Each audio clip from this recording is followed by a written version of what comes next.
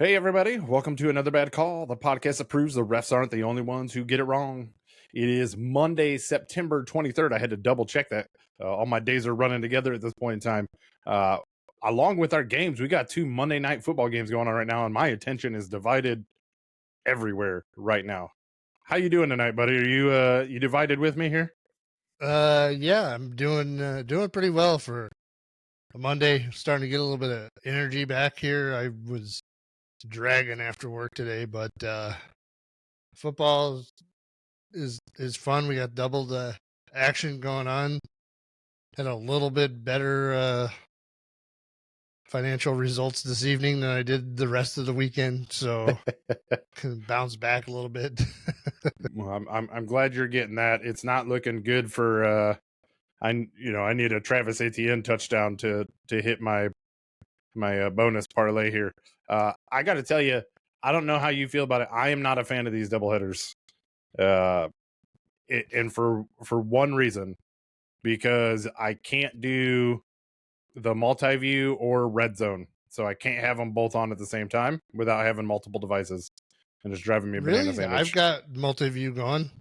It won't even give me the option right now, which is really frustrating. That's odd because Yeah, not a fan. Not an issue for me at all. So, But sorry about that, buddy. That sucks. yeah, I wouldn't like it if there was no multi-view either. I would really appreciate it if when they do these double headers, they'd it doesn't have to be Scott Hansen, but throw up some red zone or something. Put how about stagger the starts a little bit better than just like 40 minutes or whatever. Right. We could have an East Coast game and a West Coast game. I know wouldn't be happy staying up till 12:30 or whatever, but it's still well, fair enough. The Buffalo game turned into a blowout, so there's not a whole lot other than small wagering type rooting interest fantasy football implications. Right. Yeah. I actually went ahead and wrote down my pick on that game as a win.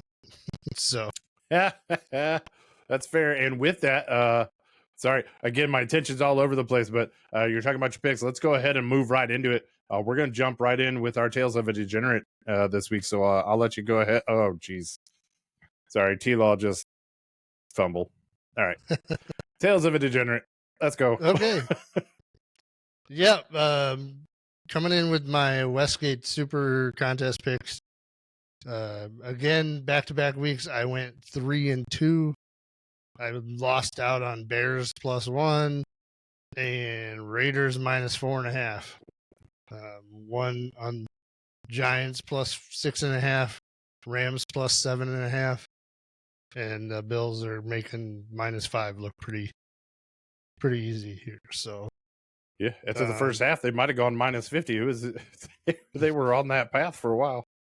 Definitely doing whatever they want on the football field. So that brings me up to 8-7 on the year. I don't have a full total standings in front of me, but it's still pretty early in the year. So yeah. The other thing I wanted to talk about here in this segment was my 4 to score. I don't know, a few of you may have seen a little video I put together yesterday morning with 4 anytime touchdown players and parlayed them together, and it doesn't matter. They all 4 missed. It was pretty disappointing. DeAndre Swift, Jerome Ford, CeeDee Lamb, and Jordan Mason. And I put a little bit of sound research behind those picks based on opponents and things like that. Just didn't work out for me. That's what goes to show that the touchdown bets can be pretty volatile. Yeah. As I mentioned a little bit earlier, I needed an ATN score here. I had my 4 to score for the evening on a quick same game parlay essentially, and I hit 3 out of the 4 in like the first 20 minutes, and it was Mac Jones that just fumbled, which tells me I'm not going to see Etienne do anything the rest of this game, unfortunately. No, So, probably not. hey, 8-7 though, that's nothing to scoff at. But I mean, it's even money if you're counting. You know, I'd have to do the math, but I'm probably just down just a tiny bit based on the house edge. But it's been. We'll get there. I think we're gonna hit some 4-1s, 4-1s, 5-0s on some of these coming up. So besides that, NFL betting was not friendly to me. Thank God for our Illini, who I had both money line and spread against Nebraska on Friday night. So should have known after I won in the with some Illini bets that the rest of the weekend wasn't going to go well. And I mean, I'll tell you, I blanked pretty much everywhere. DFS, sportsbook, everything. It was not pretty. But I did put together a pretty nice DFS lineup that took down our weekly league and cashed pretty decently in one of the tournaments. So Yep. All right. And just to keep going along with how I get kicked in the area on bets, this is the first week I haven't bet Ray Davis to get a rushing touchdown, and guess what? It just got a rushing touchdown. I think who's the only one that hasn't scored for Buffalo at this point? You mean Mac Hollins, the guy that I also have in the lineup? Yeah. He apparently took his shoes off and stopped playing as well. So, alrighty, let's go ahead and move on. We got some game action. We got two of our, we'll call them quote unquote game of the weeks before we get into our Bears game. So we kind of picked out. We had an idea what the games might be, and then we took a look at how the action actually turned out and picked two games that were rather interesting. The first one we're going to talk about is the Baltimore Ravens at the Dallas Cowboys. Now, the score would indicate that this game was a whole lot closer than it actually was, but that's because all the scoring that happened for the Cowboys in the fourth quarter. I'm an idiot. I wrote down all these notes. I didn't even write down the final score. It was like, what, 28-25 or something like that? 28-25. And it wasn't too bad, actually, into the beginning of the second quarter until that Lamb fumble. Yeah, so that is one. That's my second note on here. Lamb fumble near the 10 early in the second was a killer.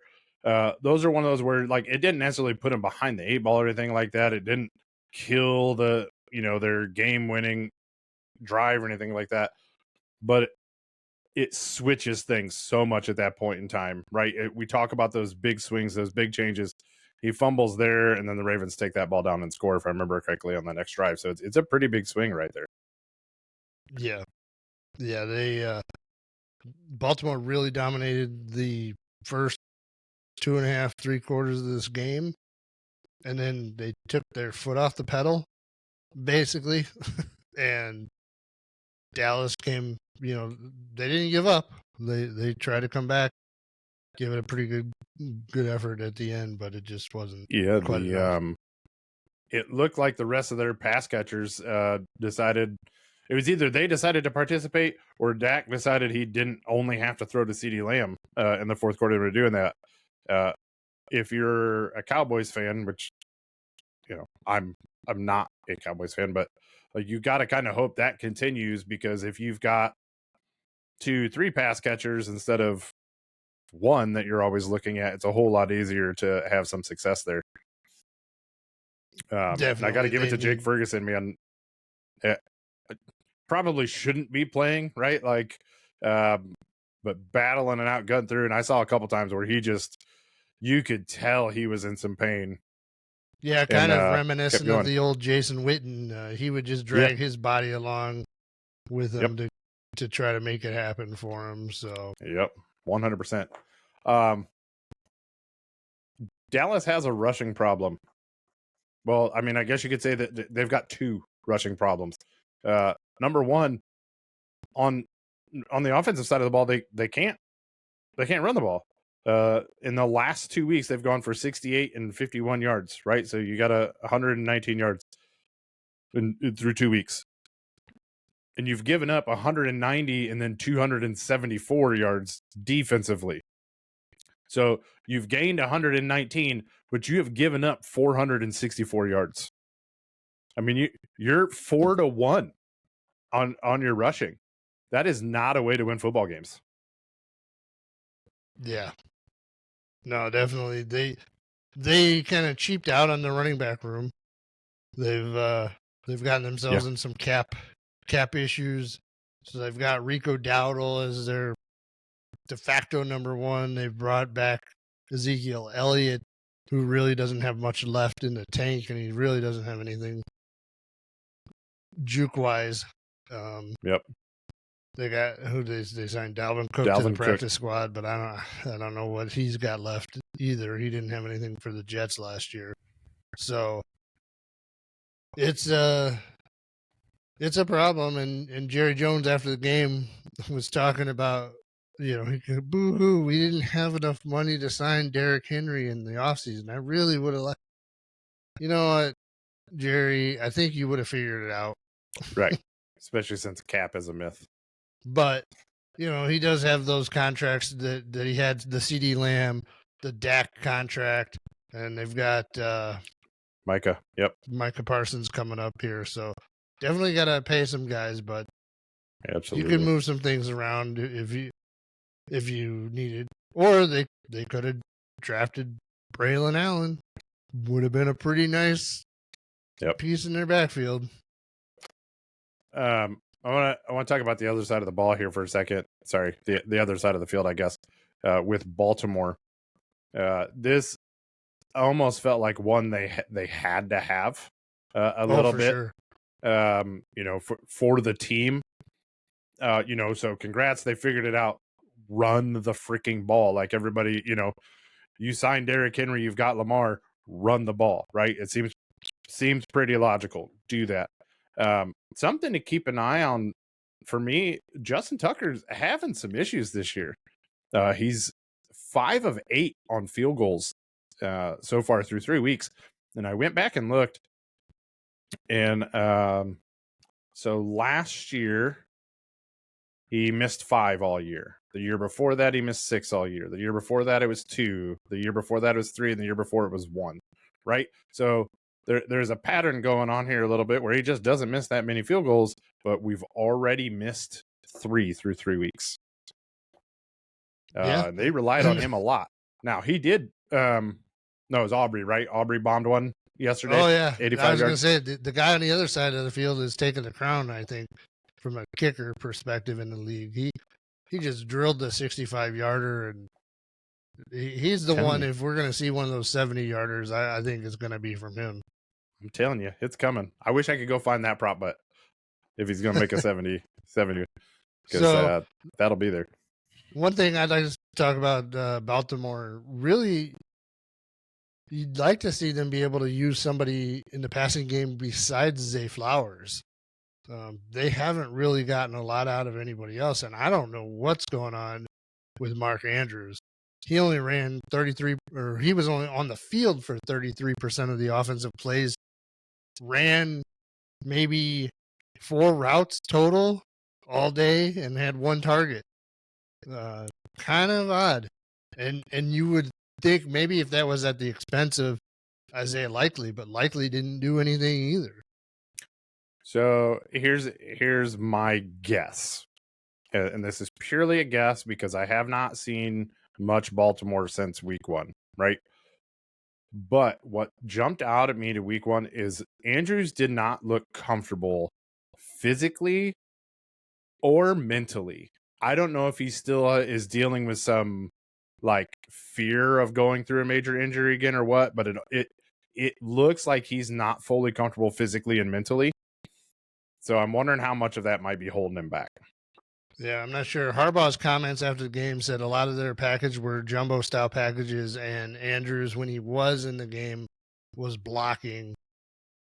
Well, I also don't think they're going to come out and be like, he's scared. So, like, I mean, that's not what you want to do. Of course. But And the other little note that I had on this game was there was a comment from Lamar Jackson after the game in the media that kind of made it sound like he was digging at Harbaugh a little bit for not being a little more aggressive. And look, Lamar, you're pretty fantastic, but John Harbaugh's been around a while, and he is a hell of a coach. So I wouldn't start poking that bear.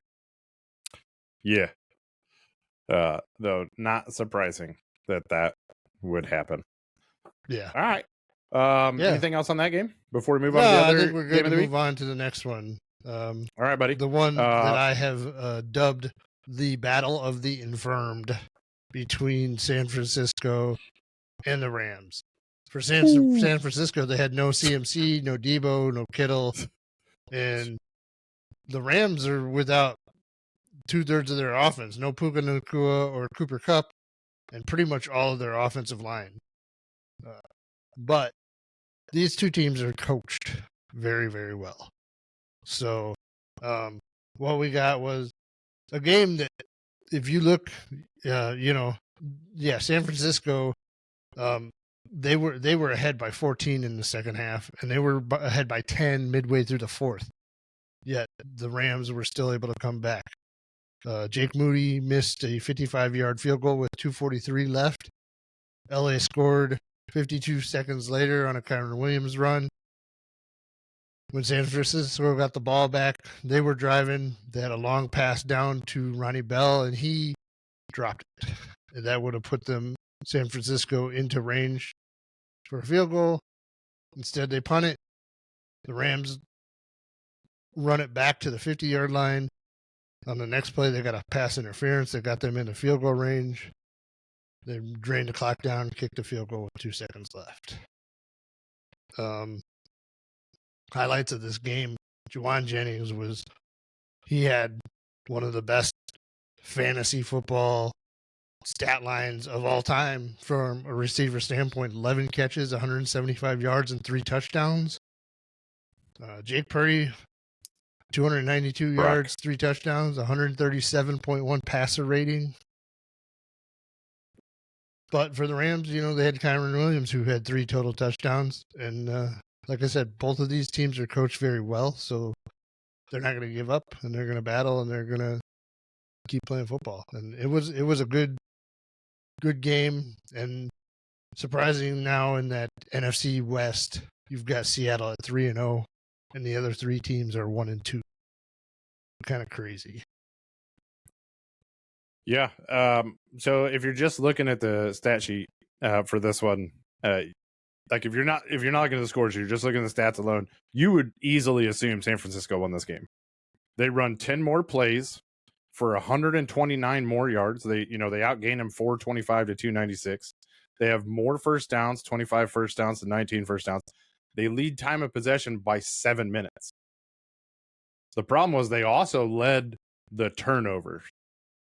So they had 1 fumble loss, and they end up losing by 3 points. It's just, when you're looking at those stats, it just says San Francisco's winning this game. Credit to the Rams for sticking with it and just grinding it out and getting that win, right? Always a game of inches. Always a game of inches. So just really, really good game by both teams there. And as you mentioned, it's not even full teams at this point in time. You're real close to just pulling people off the street. So congratulations to both those teams. Absolutely. Yeah. So real quick, I want to, because we skipped it at the Tales of a Degenerate before we moved into this. We did a fantasy draft for Another Bad Call and promised to keep everybody up to date. So let me go ahead and just share my screen, and I'll give you our week 2. I know we're in week 3, but you might want to see this one. I don't know. You might want to see this one. So remember, this is week 2. Okay, so it's not this week, but you're probably not going to want to see the week 3. So for the week 2 scores, yeah, for the week 2 scores, the only thing to note here is that Justin, you had drafted CMC, but because he went on IR right before week 2, you waited till Achane had a monster week, and then you said, that's who I'm going to put in here. I And was going to put got him in the week before, but you got 29.5 points out of him. You had a good week. You go 121.8. I end up 91. I barely beat Nat. Just really Josh Allen for what the for what the Dolphins had to put up with Josh Allen and the Bills. Josh Allen didn't really do anything. He was just like handing the ball off to James Cook and scores 11 points. But yeah, so I believe though after week 2, because right now my tallies include parts of week 3 right now. After week 2, we were fairly close. We were fairly close to you just even. got 1,000 points from Josh Allen tonight. So And I was already doing pretty good. yeah. I can tell you. Despite no Bijan, I also got like 30 points out of Saquon. I got no too, George so. Kittle this week. I got Yep. Achane didn't do much. Mahomes didn't do all that much. Yep. Yeah, it's gonna be ugly. Yeah. Really disappointed here at the end of this Bills-Jags game. Again, they were in the red zone, but ETN not even on the field, so did not have a shot at getting my parlay. So thanks. Bummer. I probably should have cashed that out for the 20 some odd dollars that it was going to give me after the 3. But what are you going to do? Yeah. But all right, man. I think it's time to start talking about these Bears. Let's get angry. So Chicago goes to Indianapolis. They go to Lucas Oil Stadium. Travels well, right? Because a lot of Bears fans in the area. Yeah, I passed up an opportunity to go. I know a lot of people that went as Bears fans, and it was kind of rough to watch in a lot of fronts. Let's go ahead and start off. I want to. I mean, we'll get to the obviously glaring issues, right? But I want to start off with some miscues and some missed throws from Caleb Williams.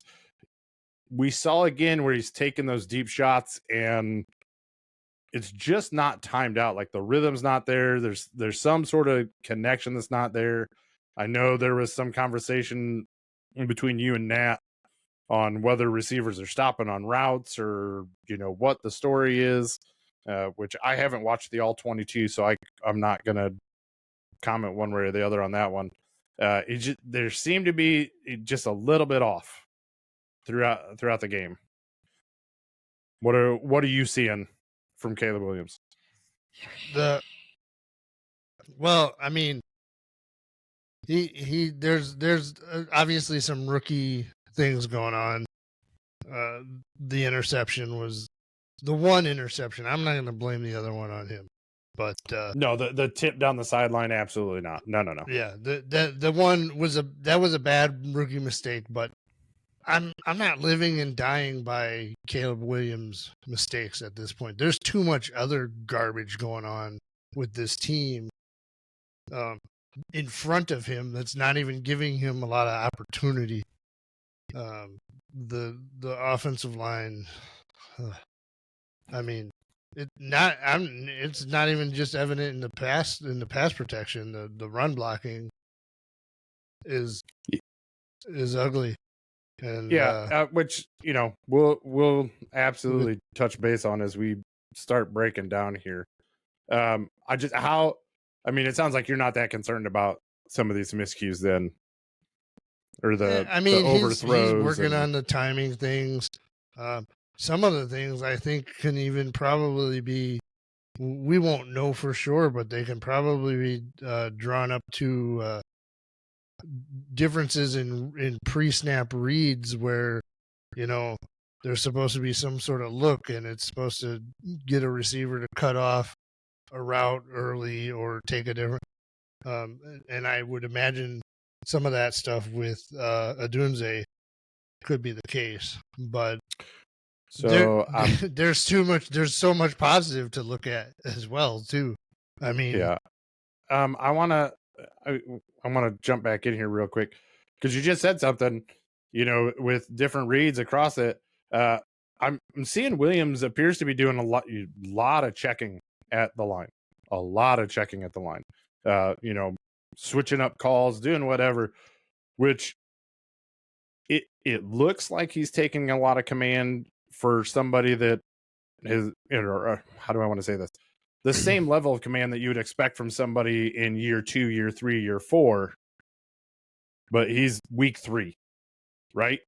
I'm wondering if it's too much.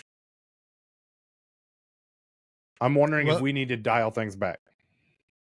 Well, I mean, that falls on the coordinator, giving him those options, if that's what they are. I think a lot of it might be just calling out protections and what he's seeing in the defense, trying to get people to pick up, blitzers and stuff like that, not necessarily changing plays so much. But I did see where they put a wristband on him this week to give him a little bit more clarity per se, but the coaching, it leaves a lot to be desired. and it's Shane Waldron, that series they called down on the goal line was one of the worst series that I've seen. I would have rather had my son calling plays from Madden for them to get a chance to get that ball in the end zone. Not only that, the personnel they had on the field. Your Roshan Johnson was the only guy that was making any sort of middle of the field penetration, and you're down on the goal line. Why wasn't he in the game? It's so frustrating because we've seen Matt Nagy and Luke Getsy and a host of these guys that want to install their system and not adapt around the players that they have to deal with, and just doesn't work. So I see we're just jumping down the list here. So let's go ahead and get into this. I know it's going back and forth. I'm all over the place, but it's just it's so much. You're ranting because you're angry. So we're just going to jump all over the place here. But you're already into head scratchers. So let's get into this. I've got written down here just biggest head scratcher. All right, and there's a lot of things to choose from. You just mentioned the play calling, especially down around the goal line. The personnel down around the goal line. Why are you not using Roshan, who was clearly having your best day running the ball? One of mine I'm going to add in there, and I said this last week. Why are we using our smallest players to block? I still don't understand this concept of take DeAndre Carter out there and you block a defensive end and see what happens. You block a rushing linebacker and see what happens. I don't think it's a good idea. Stop getting cute and just run the ball. Right? That's one of my bigger head scratchers that I've got. The other one, and I don't know who this falls on. I don't know if this is on Waldron or if this is on Caleb. When we are at 3rd and 3, 3rd and 4, rather than look for the home run ball every time, take what's in front of you, get the first down, keep your drive going. I really feel like he's taking a whole lot of deep shots when we don't have to. Don't play hero ball. I understand you feel the need to because you have no run game, but hero ball can be done without the home run. Keep the drive going. I would really want to, on those plays that you're referring to, go back and watch the all 22 and see what the look was, see if there were guys that were available or even in the route, yes, I'm sure that he wants to be the hero. He wants to be that guy more than anything. Yep. But I don't know. It's just I don't fault him for trying to make a play. But a lot of those deep routes that he's throwing, I don't know that, Odunze is on the same page with him, because he seems to be cutting, giving up on the route when the ball's in flight. Those things can be frustrating. Yeah, it looks a lot to me like he's picked who he's throwing to, and he's just forcing it at that point. Like, he's gotten to the line, he said, I'm going to Rome, and no matter what else happens, I'm going to Rome. Like, I was kind of hopeful that once they got that touchdown out of the way, that, it'd have been like, okay, no, let's go back to it. Now, to his credit, Rome and DJ Moore have they had the same amount of targets basically on almost the same snap share yesterday. But it felt, watching the game, that there was just Odunze, DJ, DJ. Like, it felt that way. I feel like maybe he feels more comfortable throwing to Rome just because he's got a bigger catch radius. I would like to see him go to DJ a little bit more often. One thing that is encouraging, finally, Cole Kmet got involved in this passing game, and he was huge in getting the up the middle, up the seam type plays. Yep. Contributed a lot to, I think, some of their success, especially moving the ball more consistently than they had in previous weeks. I mean, he had 363 yards passing, so it's not all doom and gloom. Well, yeah, I want to circle back to that. I want to get all the bad stuff out of the way, and let's end on the cheerier note here. I don't have the cheerier notes on here. I was going to kind of hopefully brighten your day a little bit there. Let's go back and keep running through this stuff a little bit, because I don't want to ignore it. And if we don't talk about it, we'll be the only people that don't talk about it. The offensive line issues are absolutely ridiculous at this point in time. I mean, for sure. Why don't you show that clip? Because yeah. I mean, we could show a lot of things. The image on that fourth down play where they swung the ball out to try to get the ball to the edge, and you got 4 of the offensive linemen on their asses, laying on the ground. Was ridiculous. Yep. And, so this is hear Eberflus say, "We like that play." Really? You like that play? That tells me a lot about you. If you look at it, I think that was one of the plays where Carter's out trying to block a defensive lineman or, defensive end. Yeah. Like that just, and this is the second week in a row where we've seen that. But so here's this play, and you're just going to watch right here in the middle. Shelton just gets chucked, man. I mean, just absolutely chucked. We'll watch it one more time. Let's see if I can. Right. I mean, you can see it right here in the middle. I don't know if you can see my mouse circling that or not on the screen share. Oh, there we go. Here. Right here. I mean, he's just getting chucked. Yeah. Is there a way to slow this down? I don't do. Oh, yeah, there we go. This is what we're talking about. So right here, we got Coleman Shelton right here in the middle. And he's just going to get just chucked.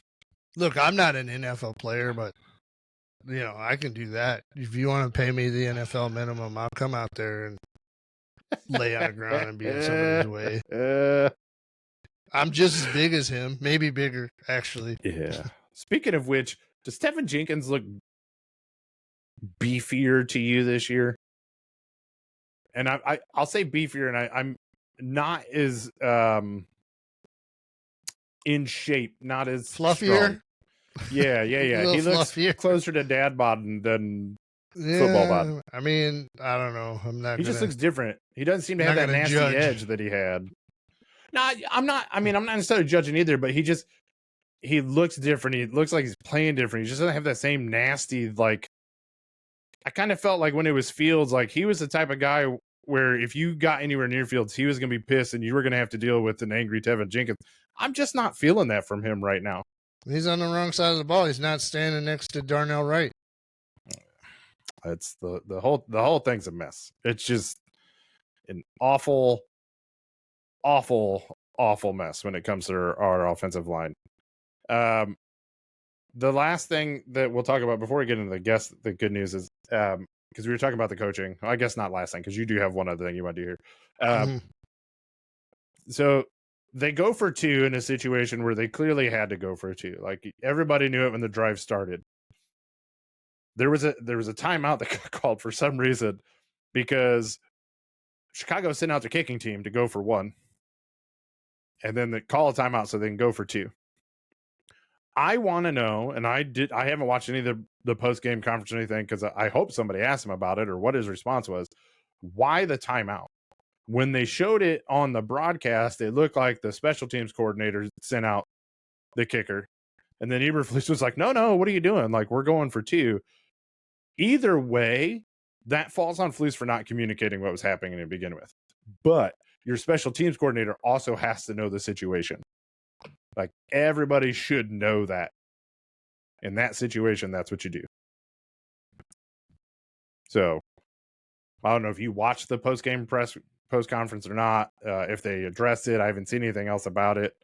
Well, I mean, yeah, they just said, oh, there was some communication problem, which seems to be a story over and over and over with this coaching staff, Matt Eberflus, and I'm gonna roll into what I had down here. Yep. And it's the type of message that you get from the different coach. Now, I understand that the Colts right now are not, a top of the line team, but they're also dealing with basically a rookie quarterback and trying to get their squad, prepared and aimed for the future. Shane Steichen at halftime, when he was asked about the interception that Anthony Richardson threw at the goal line, he said that's on me. I got to make a better play call there and not put him in that position.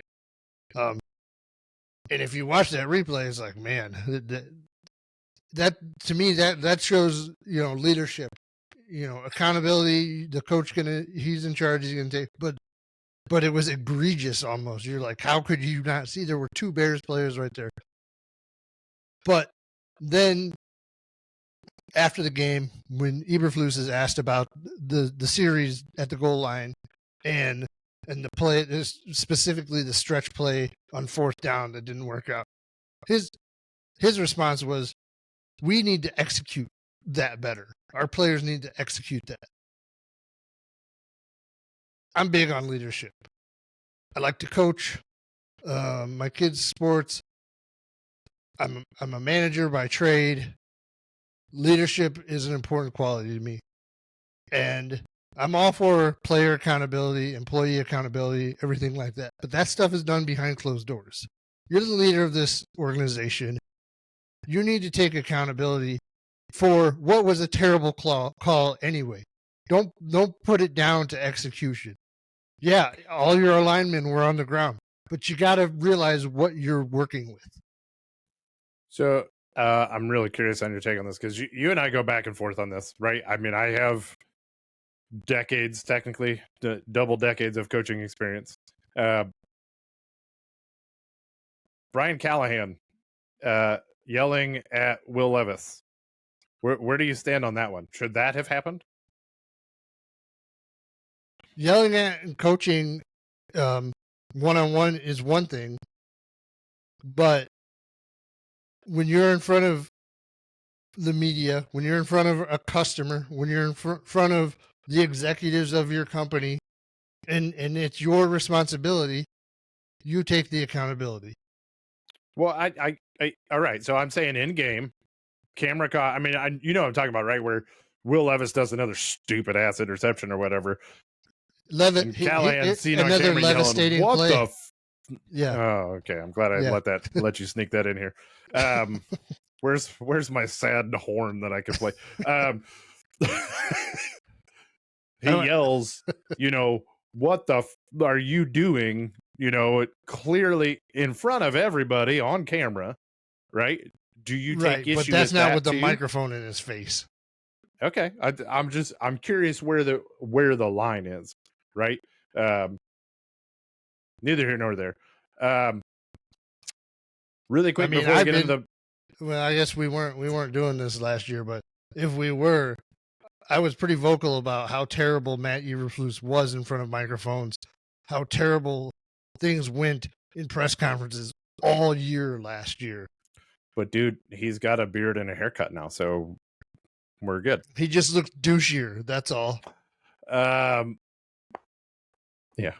Now we just sound like bitter bald men. I am a bitter bald man. The one more negative thing here before I get into my positive spin. Why on earth is our third game rookie QB throwing the ball 52 times? Why? I want answers for that one. Why? I looked it up. I might actually have it in front of me. Let me see if I can pull this up here. I think I've got it. Yes. Since 2016, there were 9 other players that have thrown for 52 or more attempts. Let me get this sorted out here for you. Josh Allen, Andy Dalton, Kyler Murray, Ben Roethlisberger, Jameis Winston, Dak Prescott, Tom Brady, Kirk Cousins, Drew Brees. Caleb Williams, right there at number 10. Why, in his third game, are we throwing for 52 freaking times? It made 0 sense to me. Had no business doing it. I got a little bit of an answer for you, but well, I hope you have an answer, but I'm more importantly, I hope Shane Waldron has an answer, because there is, and I know what your answer is going to be, and it's an unacceptable answer for me. But go ahead, because I'll let you say it. You're going to say run game. Go ahead. 2.3 yards per carry. Okay. I mean, you can run the ball 3 times at 2.3 yards per carry, and you're punting the ball every freaking time. Establish some sort of rhythm and unison with your offensive line by doing that. Start wearing them down, and those bigger chunk runs will come. Am I happy with the run game efficiency? Absolutely not. It's inexcusable. But just to give up on it and then ask your rookie to throw 52 times is not okay. Let me be clear. I don't think it's a good recipe. I would say if you looked at those other times, I'd wonder how many of those games were won, but it doesn't matter. That's my next step, by the way. I just didn't have time. Right. I just didn't have time. This comes down to coaching. Letting that get into that much of a imbalance between run and pass comes down to coaching. Another thing that comes with coaching is personnel decision, and maybe here in a second when we get to our bad calls of the week, which somehow the text that I had typed in there got disappeared, but I can do my rant anyway. That was very whispery and creepy. We're gonna leave it at that. So real quick before we get into our bad calls, we're starting to run a little bit long here. Here's my positive takeaway. So after week 1, it was, where's Cole Kmet? Where's Cole Kmet? So the next week, his snap count, we're just going to do snap count, went from 48% to 77%. This last week went to 81%, and they actually started using him, right? They figured out in the fourth quarter last week, we could use Cole Kmet. He's good. And then actually used him this week. That's great. Keep doing it. After week 2 is now, where's Roschon Johnson aside from getting punched in the face for no reason? Where is he? Well, guess what? They put Travis Homer on IR, and then they were like, oh, hey, we're going to use Roschon Johnson, right? 0%, 37% snap count. Yeah. I still think he needs more carries. I think, personally, if you can't get Swift going, you need to use him as a change of pace and let Roschon start hammering down some throats on early downs. That's what I want to see. Like if this is going to keep going, put Roshan in because he's bigger. Let him start hammering down a little bit and then switch out. But I know that's going to lead us into some bad calls here. But I just wanted to say that's the positive for me is that, okay, where's Cole Kmet? Okay, now he's here, right? It's the question after week 1 is where's Cole Kmet? Now he's there and he's getting used more. After week 2, it's where's Roshan Johnson? Okay, there he is. He's being used more. Caleb Williams has, yes, he threw for 369 yards or whatever it was, or 96, or who knows. It could have been a million, but he threw 52 times. Like that's not going to be okay. I expect that to be dialed back. I expect him to be more in the 2 to 250 range. Obviously I don't want him throwing that many yards or whatever. But there are things changing each week, right? We're starting to see some differences. It's not like we're just going to keep doing the exact same thing. Hopefully we will continue to see progression, but at a quicker pace. All right. That said, how about we get into some bad calls? Yeah, this is going to be awkward because you just trampled all over my bad call. That's okay. I've already mentioned my bad call 9 times, so we're good. And for some reason, what I typed in my phone in the app didn't come through in the Notion web version. So I'm looking at my phone here with my running back notes. Because I'm looking at it right now. I can see them. I for some reason it's showing the bad call from last week. Are you in the wrong agenda? No. But it's all right. I'm ready. My bad call of the week goes to the Bears coaching staff and organization for their running back rotation selections. In week 3, DeAndre Swift had a 51.5 PFF grade. He had 13 carries for 20 yards, a 1.5 yard average, 4 targets, 2 receptions, 22 yards. Khalil Herbert had a 55.9 PFF grade, 4 carries, 9 yards, 2.3 yard average, no pass game usage. Roshan Johnson, 75.1 PFF grade, 8 carries, 30 yards, 3.8 average, 5 targets, 4 receptions, 32 yards. The only reason Roshan Johnson got on the field this week is because Shane Waldron's little puppet, Travis Homer, broke his finger and went on IR. That's the only reason we get to a player who is, and many fans have known, is one of their more effective big guy running backs who can pound the ball in the middle of the field.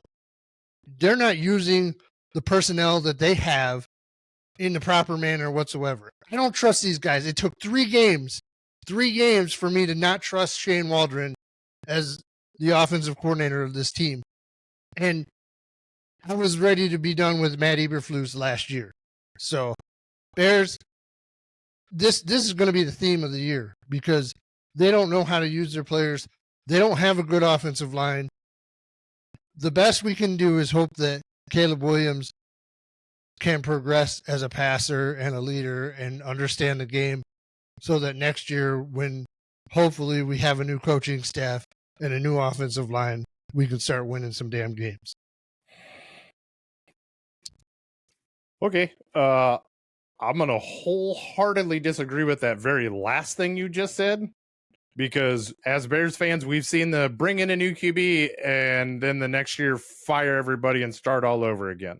So we should just keep the worst coach in the division. We should just keep him and think he's going to get better. He's proving that he's not going to get better. He sucks. Let's calm down with that. You've had 3 games with this OC. Let's chill. And he's made changes every single week. And we have 10-26 with Matt Eberflus. Well, okay. We can go back and talk about the rosters that he was dealing with, but it's neither here nor there at this point in time.